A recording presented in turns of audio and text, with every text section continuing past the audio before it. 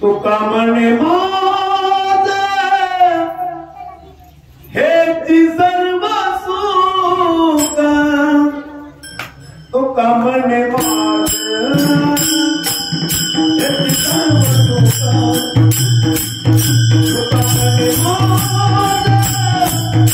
हेची सर्व सुख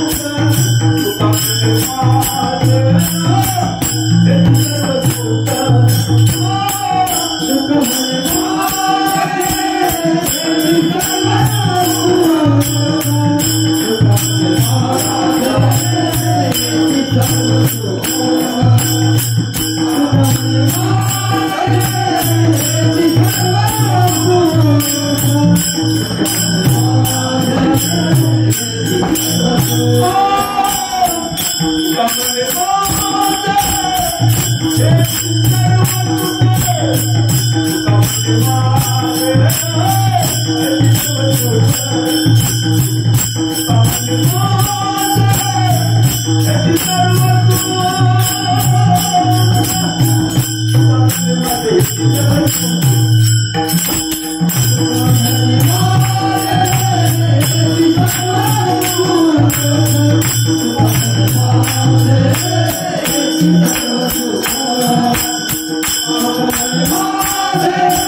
हेची सर्व सुख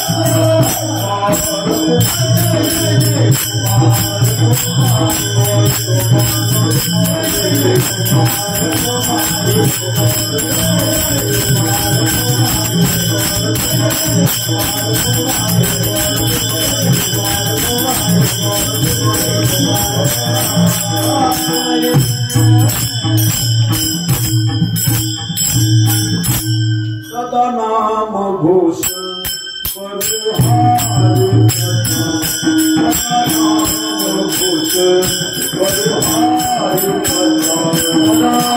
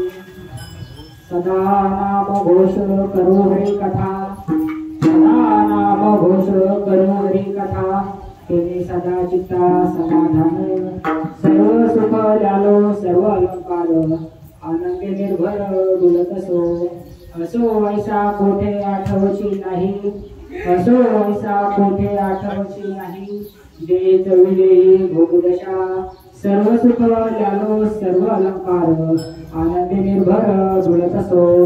तुका म्हणे आम्ही झालो निरूप, तुका म्हणे आम्ही झालो निरूप, लागून दुपाप पुण्यंगा, सर्व सुख झालो सर्व अलंकार, आनंदे निर्भर डुलत असो. पांडुरंगा करुणे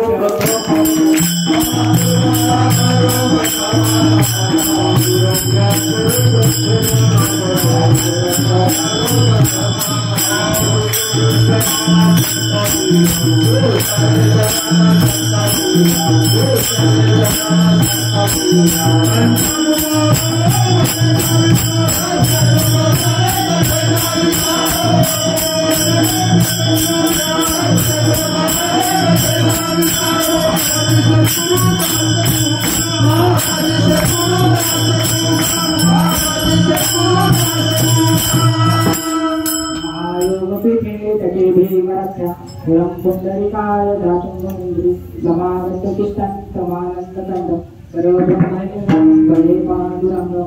ओम नमो ज्ञानेश्वरा करुणा कराव्या. तुमचा अनुग्रह लाभलो पावन झालो चराचरी. मस्तक हे पाया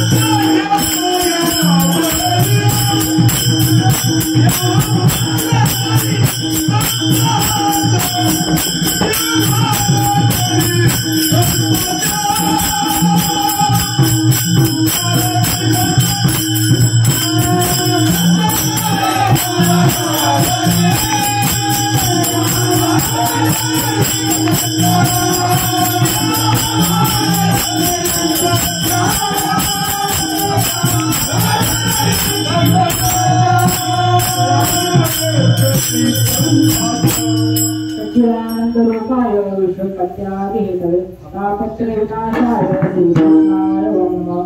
वसुदेवसुतं देवं वंशजामूलमग्नं देवकी परमानन्दं कृष्णं वन्दे जगद्गुरु. गुरुर्ब्रह्मा गुरुर्विष्णु गुरुर्देवो महेश्वरा. गुरु साक्षात् परब्रह्म तस्मै श्री गुरुवे नमः.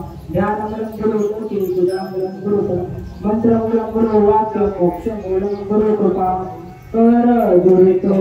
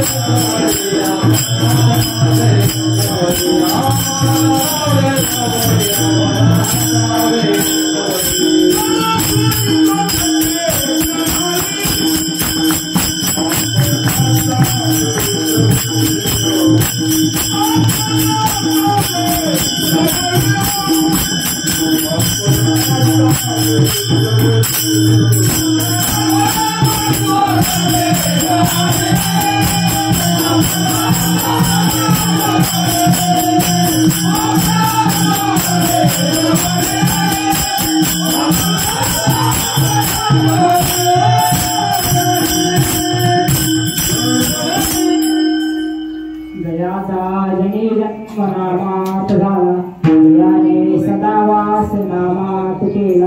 गयाच्या मुखी सर्वदा नामकेची. नमस्कार माझा ते श्री ब्रह्म चैतन्य मूर्ती. शरण शरण हरी.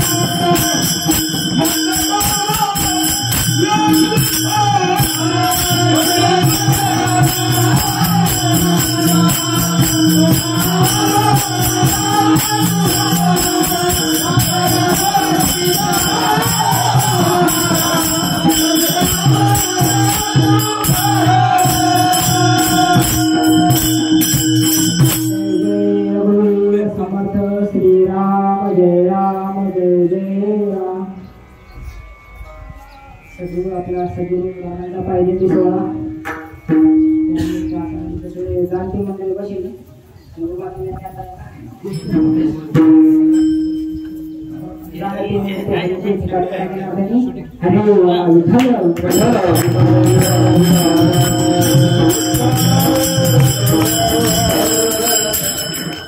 आपण जगद्गुरु संत तुकाराम महाराजांना सोबत पत्ता सांगतात आणि भेटल्यानंतर आपली स्थिती कशी होती भगवान आता भगवंत प्राप्तीचे बरेच मार्ग आहेत.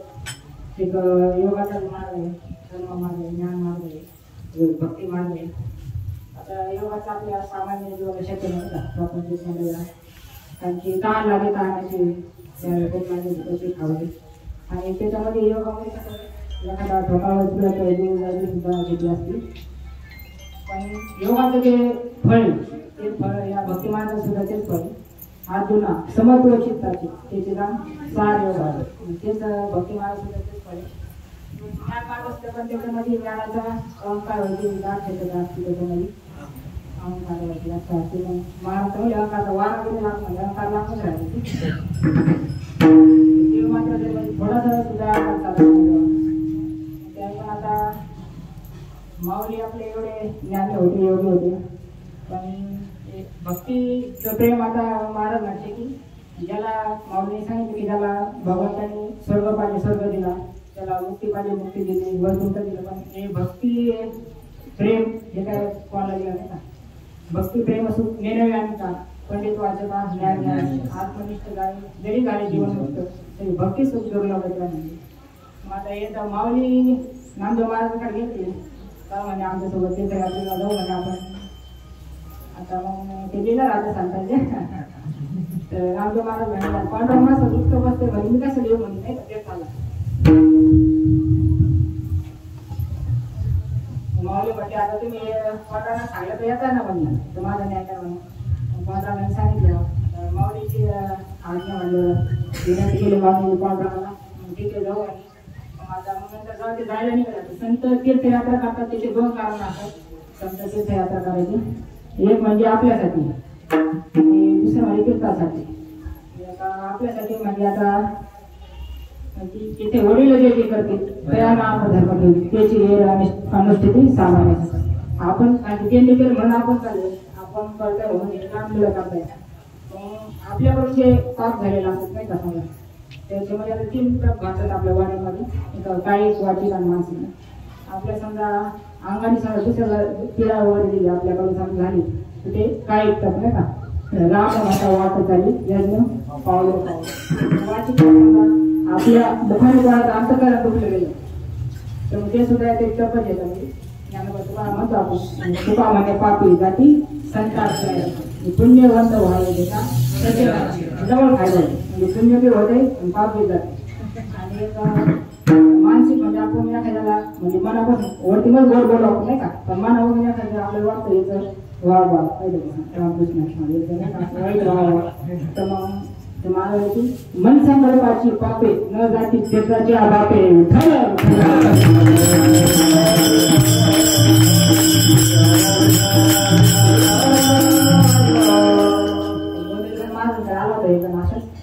महाराज आपण ब्राह्मण म्हणे नाही का तुम्ही पूजा वगैरे काही विधी शांती वगैरे तसं सांगा म्हणे. तर मला जरी ब्राह्मण असले ते वारी करायची त्यांच्या आजोबांपासून 15 चालू होते वडील करायचे महाराज स्वतः करायचे दुसऱ्याला मी सांगायचे 15 आल्यानं संसारात गेलं कसं पांढरं जा म्हणायची. तो माझा की तुम्ही नाम काय सांगता म्हणे माझं उठलं तुझं नाम घ्या नाम घ्यायचं काय म्हणे का पूजावर सांगा किंवा म्हणजे तुमचा दिवसातून किती वेळ जातो म्हणे पूजा वगैरे नाही का शांती वगैरे 8 घंटे जाते म्हणे तुम्ही सांगा तुमच्या घरात कोण कोण म्हणे म्हणजे म्हणे आई म्हणे आई वडील बायको मुले म्हणे अजून कोण म्हणे नाही म्हणे एवढे तर म्हणे सांगा म्हणे अजून कोणी सांगितलं आई म्हणे अजून सांगा म्हणे कोण म्हणे गावाचे पाहुणे गावाचे सांगितले ते सगळे मग ते म्हणे आहो जेव्हा तुम्ही नवता पूजा करता तो जेवण म्हणे तुमच्या घरात नाव घेतल्याने तेव्हा आपल्याला आपला असा वाटतो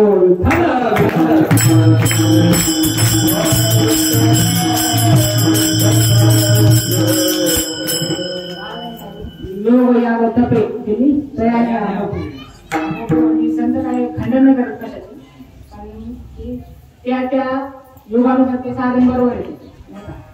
पण आता काही युगामध्ये महाराज म्हणते की अल्प आयुष्य मानव देह क्षेत्र म्हणजे ते अर्धरात्र खाणे म्हणजे बालको पिढा रोग अक्षय भाजला ओरलं का म्हणे तर 100 वर्षाची गणना केली जरा तर नाही म्हणा 100 पण ठीक त्यातलं निम्म आयुष्य झोपेत चालले आपले लहानपणी तर काही कळत नाही म्हणतात पण नाक मुख गळू लागले लहान शिवून तेव्हा काही होत नाही. तारुण्यामध्ये माणूस प्रपंचाच्या नादी लागतो पैसे कामाच्या नादी लागतो म्हटलं काय म्हणे दुर्लभ मनुष्य देह म्हणे त्यामध्ये माशी पंख पापड सवय सर म्हणे क्षणात त्याची गॅरंटी नाही म्हणे क्षण भंगूर नाही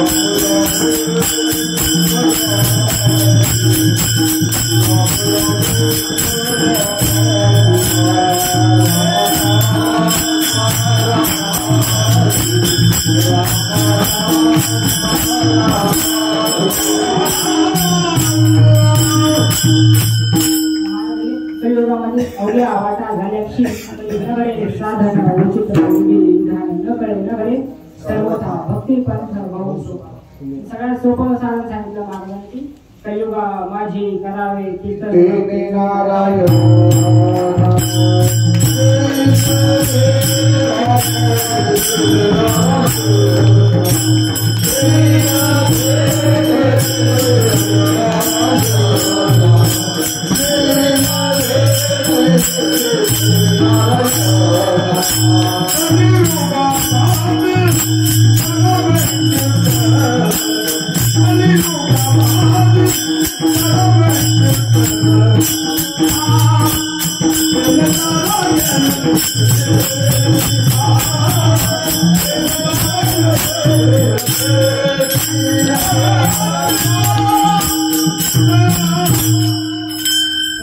सगळ्यात सोपं साधन ठेवलं सांगितलं आपल्याला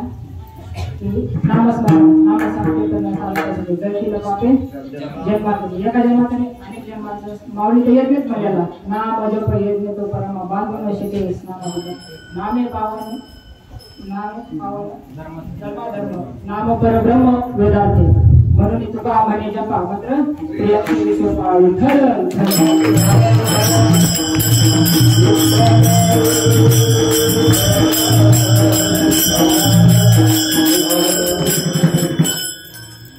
याच्यामध्ये नाम घेते सगळ्या संतांनी भगवंताचं नामस्मरण केलं आपल्याला सुद्धा ते सांगते एक धरीला चित्ती आम्ही लोकमान्यता एक गाव आम्ही विठोबाचे नाम आणि त्यांचे नाम नाही आता बोलूया वाटा सूक्ष्म दुसरं गेला राजभारत चालल्याचा नवनी मृदंग श्रुती टाळ होत देव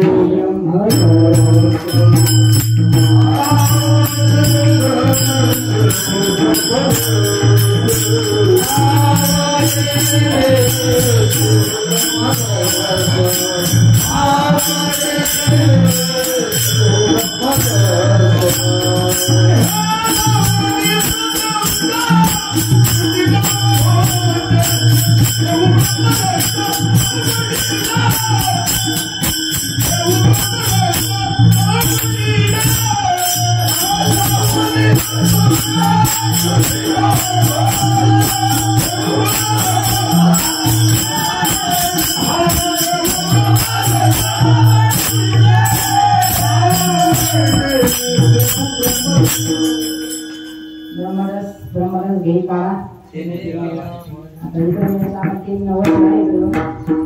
याच्या गावाला फक्त आकर्षण माहित झालं ब्रह्मरस माहित झाला फक्त माहित नाही झाला तो अनुभवाला सुद्धा भेटला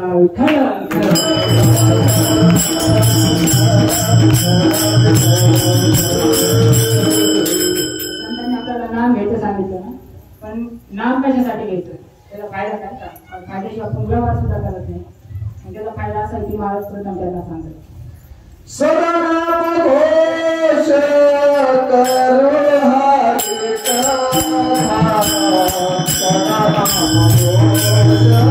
करो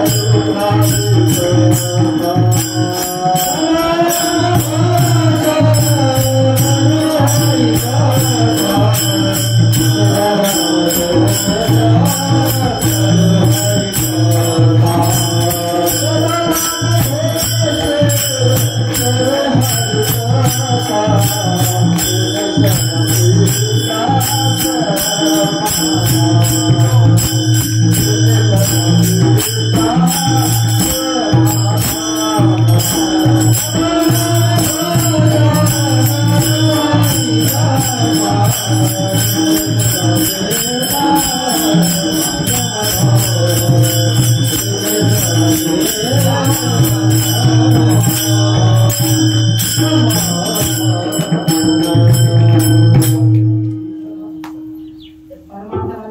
सदा शब्दाला लय महत्व आहे का? सदा सदा अखंड दया तुझी प्रीती नित्य नियमाने सदा या शब्दाला महत्व का म्हणजे ते विष्णू पुराणामध्ये पाहिजे नारळ रावणाने सगळ्या येते ना देवांना ऋषीला सगळं बंदिवस्त केलं होतं. आता भगवंताला अवतार घ्यायचा ना मग सगळे ऋषी मुलींनी ठरवलं आता अवतार घ्यायचा तर भगवंताला सगळ्यात जवळचं व्यस्त कोण बाबा ऋषीला नारद मुनी. नारद मुनीला प्रार्थना केली त्यांनी नारद मुनीचं आगमन झालं मग नारद मुनीला सांगितलं सांगा तुम्ही अवतार घ्यायला. नारद मुनी तपश्चर्याला बसले आता तिकडे घाम फुटला वरती तिकडे जावं ब्रह्माची कपडे दुःखाची शिवाय मोठे नाव ती आपल्याला तिकडे दापडी करू वरती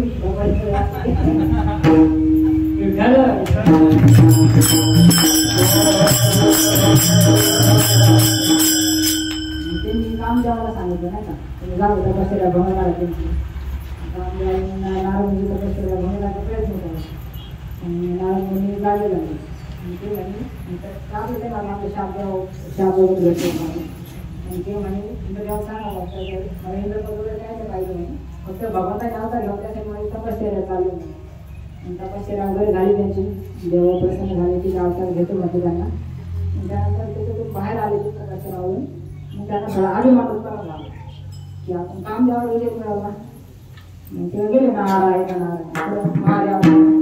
महादेव पार्वती माता बसल्या होत्या मग ते माझ्या तुम्हाला जे जमलं ते केले म्हणे तिकडे भडमाग असते शेजारी पार्वती माता जेव्हा असं काय कोणती गोष्ट होती का म्हणजे तुम्हाला जमलं ते नेहमी केलं म्हणे सांगते म्हणे मी सांगते म्हणे आता म्हणजे काम जर विजय मिळवला म्हणे माझे हसले मला सांगितलं बरं झालं बाबा विष्णूला सांगायला म्हणे एवढं माझ्या औषध ते केलं तिला तरी नारायण नारायण त्यातून आता शिरोमणी त्यांना सगळं माहिती शिरवाय आणि ते सांगितलं नंतर भगवंतांनी त्यांना नंतर खाली माया करून त्यांना हे आपल्याला जागरणाला अभिमान कसा नष्ट केला जायचं मी सांगायचं हे वाटतं की सदा म्हणजे जेव्हा नारद मुनी नामस्मरण करीत होते तेव्हा त्यांना हे विकार आहे काम क्रोध लोभ मत्सर असं ते षडविकार नव्हतं आपण ते त्यांना त्रास नाही दिला त्यांनी आणि जेव्हा ते नामस्मरणातून बाहेर पडले तेव्हा ते त्यांच्यावर अभिमान उत्पन्न झालं म्हणजे आता नारद मुनीची ही अवस्था की आपण त्याच्या खाली गेला त्यामुळं महाराजांनी सांगितलं की षडविकाराचं षडविकार हे काही जात नसतात भगवंताच्या नामस्मरण षडविकार हे काही जात नाही मुंबईकर महाराजांचं अशी भांडत होते तर लोकांना लागून घालून टाकलेले आणि तिथे सारच भक्त होते गाव महाराज तुम्ही आला सांगा शांती धरा हे करा तुम्ही त्याला लागून झाले म्हणे विकारांवर तुझे पण आम्हाला सांगता म्हणे सतत असे टाकू भण राहिले म्हणे तेव्हा ते म्हणले की विकारांचा आपल्याला ताप असता कामा नाही म्हणे आपण रागाच्या भरात नाही का काही एखाद्या घडता आपल्याकडून रागाच्या भरात आपल्या त्या विकारांवर ताप होता आणि हे फक्त घडतं ते फक्त नामानं ठरलं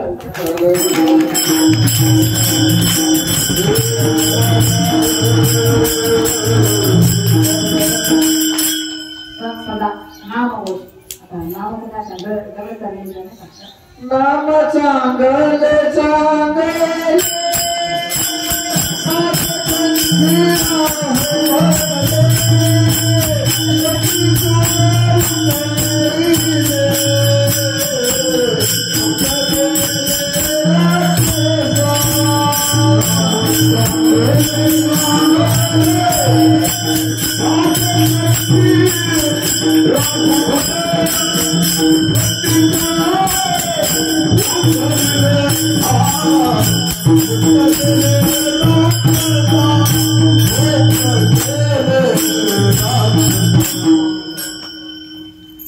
भजन मुली नाही का सदा भगवंताचं नाम श्रीराम जय राम जय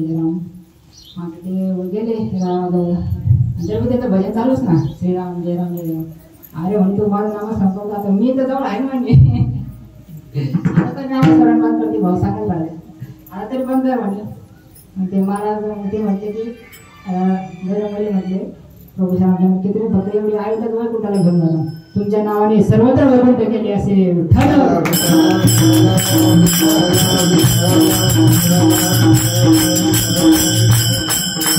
भगवंताच्या नावाने काय होतं आपल्याला सदा नमस्कार हरिकर त्याने सगळ्याची समाधान प्राप्त होतं आपल्याला मंगल म्हणले की आपल्याला म्हणजे आता सगळे रोग झाले ना प्रत्येकाला काय सर्दी खोकला कॅन्सर सगळ्या रोगांची नाव अशी यादीचे म्हणून तर असमाधान असा रोग आहे म्हणजे तो सगळ्याला झालाय पण त्याच्या रोगाच्या आधीच नावच नाही म्हणले.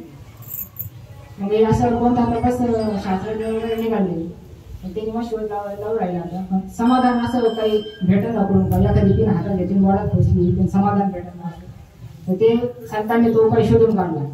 ते समाधान पाहिजे असेल तर ते फक्त भगवंताच्या नामाचे म्हणजे भगवंताचे नामस्मरण केलं समाधान भेटलं तर मग तो आनंद निर्भरते. महाराज दुसऱ्या जन्म सांग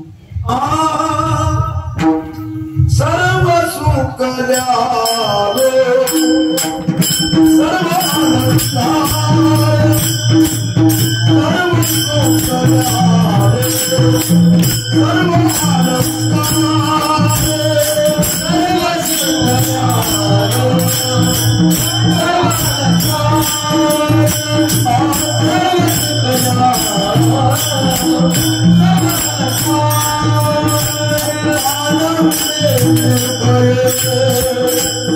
सर्व सुख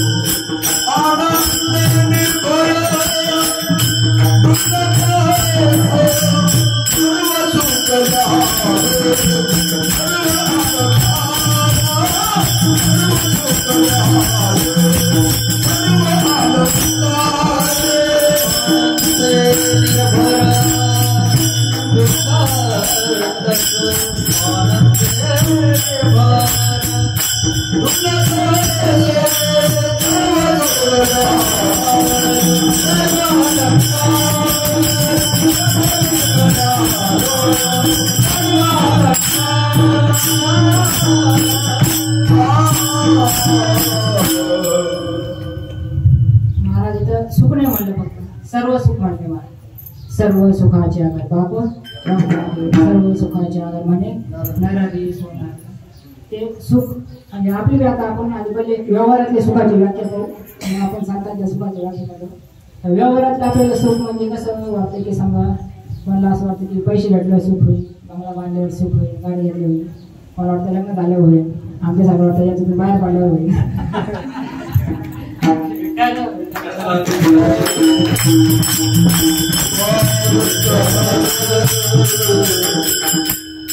जास्त करून लोकांना असं वाटतं की देहाचं सुख म्हणजेच खरं सुख नाही का, देहाचं सुखच खरं सुख असतं. तर महाराज अशी कशी म्हणले असते देवा ताईसा खरी उपकार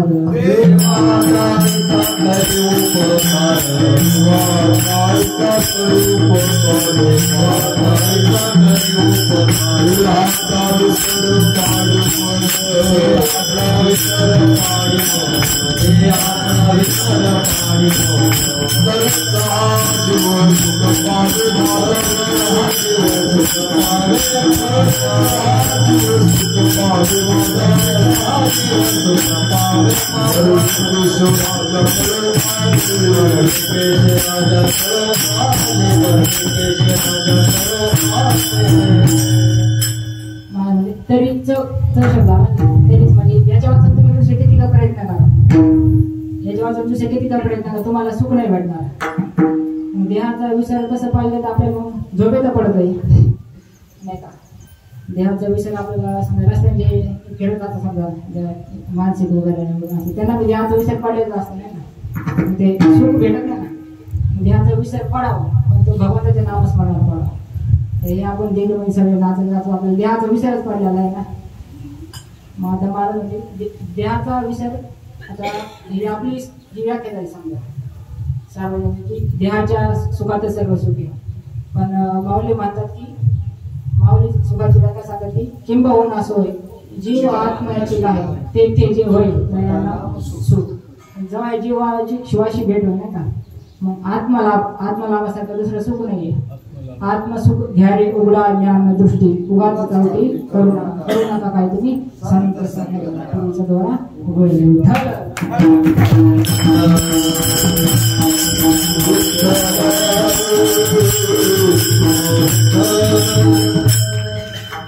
माझा सर्व शिकले सर्व अलंकार मीराबाई भगवंताच्या नामच म्हणत तल्लीन असायच्या.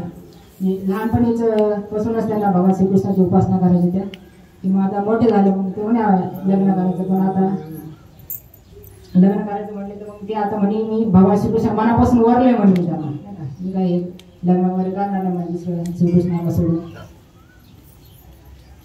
वरले म्हणे. दुसरं लग्न करायला मग महाराज ते लोक नाव ठेवायला लागले ना, त्यांना त्रास ते घोंगरू बांधून नाचायचे त्यांना किती त्रास व्हायचा. मग ते मग त्या भगवंताचे नामस्मरण डोलायचे त्या. मग त्यांना त्यांच्या लोकांची निंदा व्हायला लागली ना, घरच्यांना सांगितली त्यांनी विष वगैरे त्यांना याशी आपलं नाव खराब राहील म्हणे, त्याला विष द्या म्हणे. मग ते विष पिलं ना भगवंताच्या नामस्मरण, विष पिलं आनंदी निर्भर म्हणजे भय गेली त्यांची. विष दिलं सुद्धा तरी सुद्धा त्यांनी ते आनंदी निर्भर डोलत असो. म्हणजे भगवंताच्या नामस्मरणात भगवंताची मूर्ती नंतर काळी मिळी पडली होती ना का, मीराबाईला काही झालं नाही. तर तेच सांगत मग की भगवंताच्या नामस्मरण सर्व सुख लागलं, सर्व आनंदी निर्भर डोलत असो. मग असा कोण एका भगवंताच्या नामाचा आनंद भेटला.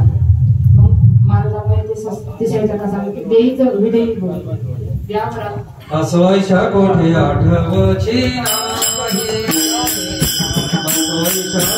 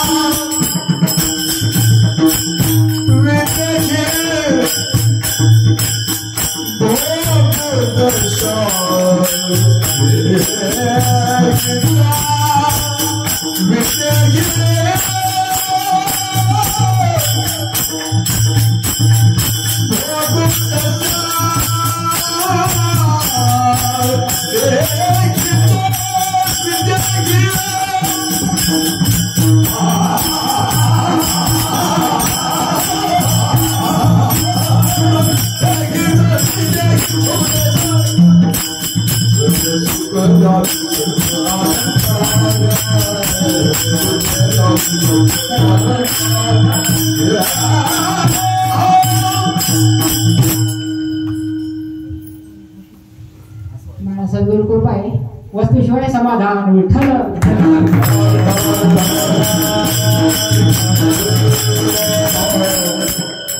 असं आहे सांगतो की आठवण देहीचं विधेयी बरोबर आपल्याला ते सगळ्यांना भगवंताच्या नामस्मरणात चिखल तुडीत होते.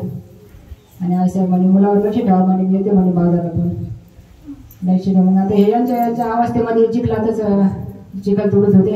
लहान मुलगा आले ते पायाने तुडवलं, ते लक्षातच नाही. नंतर आई साहेबाला पाहिलं लहान मुलगा तुडवलं, तुम्ही काही भांडवल आहे का नाही म्हणे, लहान मुलं खाली तुडवलं वगैरे. त्यांना राग आला त्यांना की डायरेक्ट चाक घेतल्यानं उचलून मारायला लागले. मग आई साहेबाला ते म्हणे शपथ तुम्हाला विठोबाची शपथ आहे म्हणे, जर का मला हात लावा तर म्हणे. मग त्यांना याचा मुलगा गेला त्याचं काही त्यांना हे नव्हतं, पण त्यांची समाधी भंग झाली त्याचा त्यांना राग आला होता. देवीचं विधेयी भोगवलं असं. मग नंतर जेव्हा त्यांना त्यांनी हात लावायचं हे केलं होतं ना विठोबाची शपथ, मग जेव्हा म्हणजे एका दिवशी चुकून त्यांना हात लागला आई साहेबाला, त्यांनी स्वतःचे हात तोडून घेतले. म्हणजे एकदा नामदेव महाराजचं कीर्तन चालू होतं, कीर्तन चालू असताना मग त्याच्यामध्ये आता सगळेजण नामयाच्या कीर्तनामध्ये दंग झाले. दंग झाला तर त्यांनी हात तोडले होते. त्यांना बी वाटलं आता आपण बी त्याच्यामध्ये हात टाळ्या वाजवून त्यांनी हात वर केले. दोन्ही हाताने तो मुलगाही परत आला.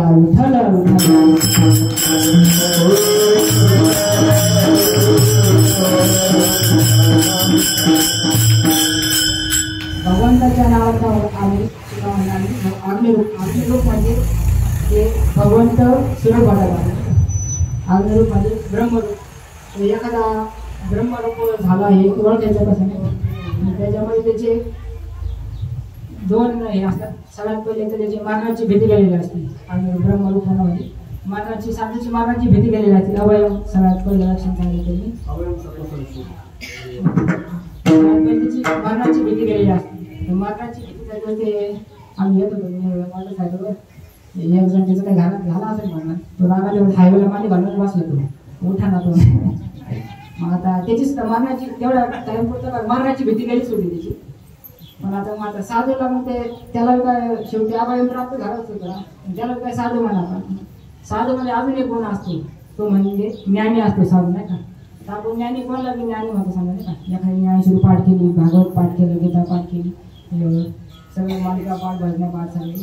पण ज्ञानी माऊली कोणाला म्हणतात नाही. कारण की माऊलीचा जन्मच याच्यासाठी झाला आणि ज्ञान याच्यासाठी. लोक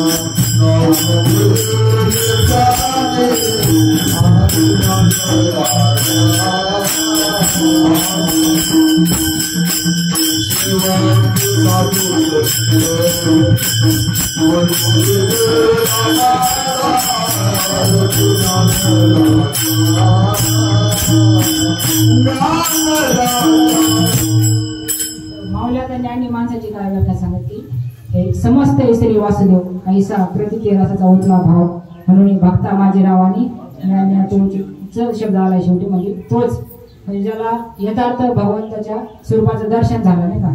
भगवंता स्वरूप कसं आहे व्यापक आहे. असं विठ्ठल विस्तारला ज्यांनी सप्त हे पातळी भरून म्हणजे कानाकामध्ये विठ्ठल जळीस्थळी भर प्रत्येक कानाकामध्ये त्याला भगवंताचं दर्शन झालं. ज्ञानाची म्हणजे ज्याला भेद दिसला नाही का. आणि भेद दिसला म्हणजे मग तो अज्ञानीच म्हणजे माऊलीच्या भाषेत तो अज्ञानी झाला. माऊली म्हणजे काय सुप्रीम कोर्ट होती त्याच्यामुळे काय आपलं ज्ञान कोणी करू नाही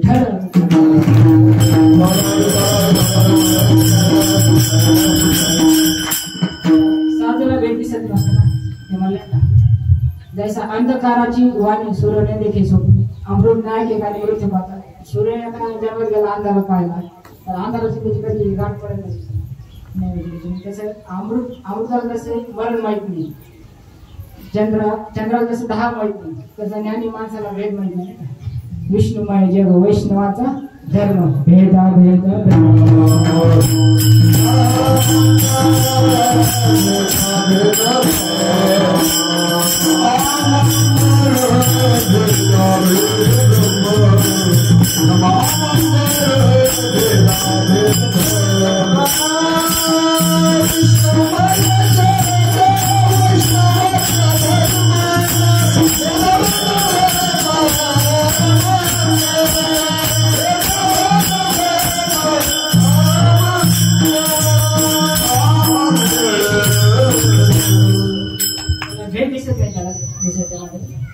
ऐसा ज्याचा अनुभव विश्व देव सत्य देव तयार आपण असे दर्शन म्हणजे पाप झाले नाही का.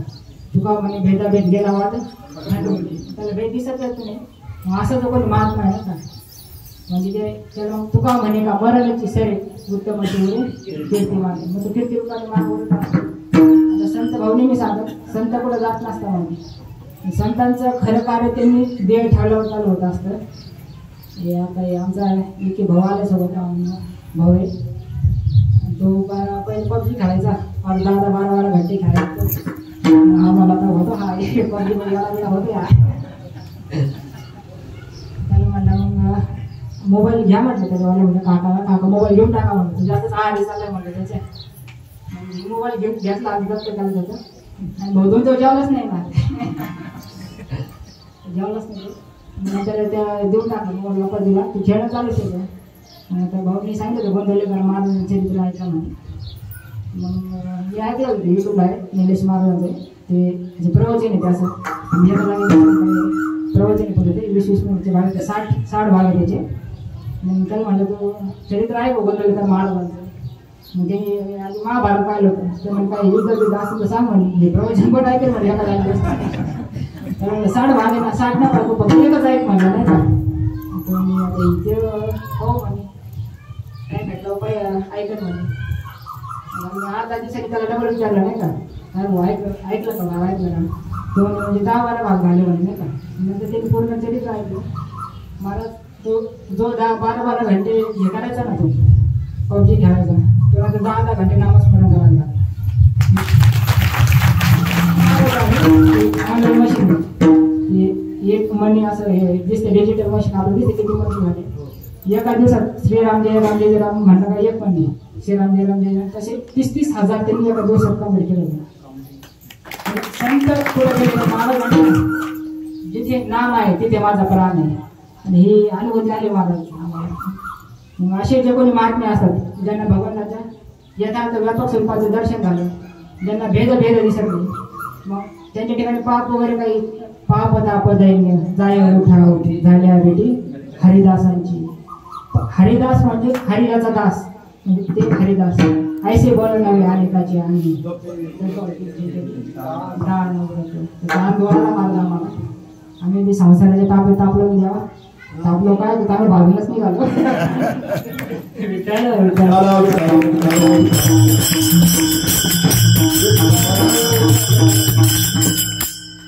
म्हणजे गेलाच होता जीवन गेलाच होता माणूस पण समर्थ सद्गुरू जीवनात आले भाऊने आम्हाला मरणाच्या दारातून बाहेर काढले फक्त एक नामस्मरण करा म्हणते भगवंतावर निष्ठा ठेवा म्हणते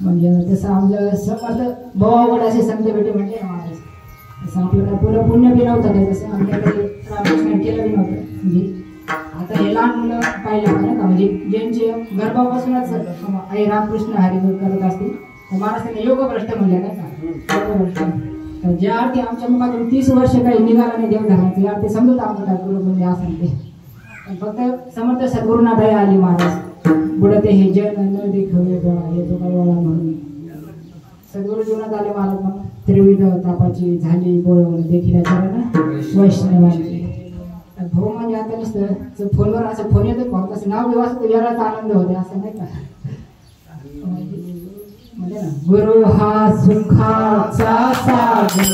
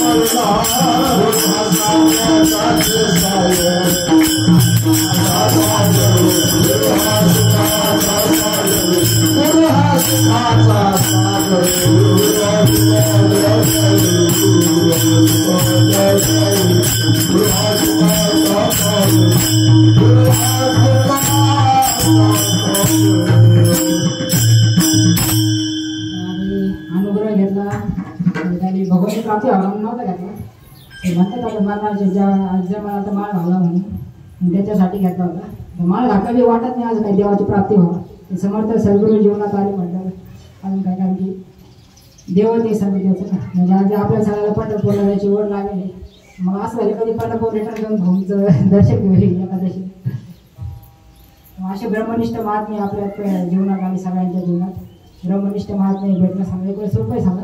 कृपाळू ब्रह्मनिष्ठ महात्मे भेटणं खूप अवघड आहे. आणि जे महात्मे असतात ते तुका मला सांगायचे मग पाप करून शेवटचे त्यांना सांगायचे तुका माने आम्ही झालो निरूप तुका माने आम्ही झालो निरूप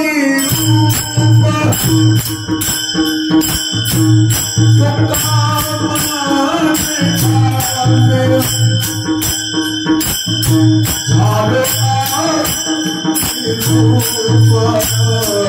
माने झालो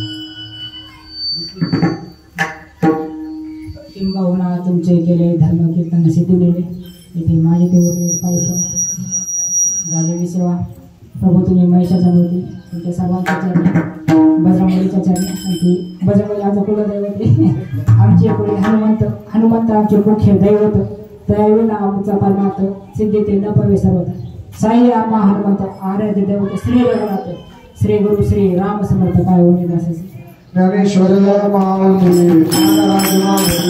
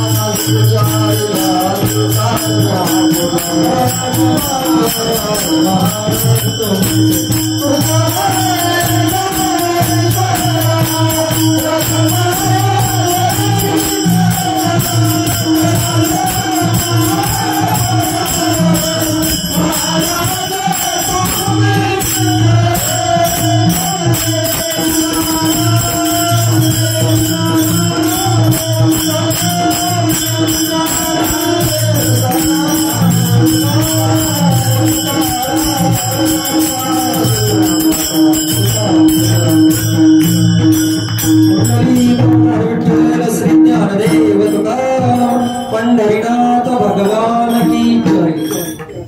आता सुरू मिनिटं समर्थ सद्गुरूंचा पायदिंडी सोहळा त्यातील आजचा असणारा 5वा दिवस आणि दुपारच्या प्रहरामध्ये आजचे असणारे दुपारचे अन्नदाते हरिभक्तपरायण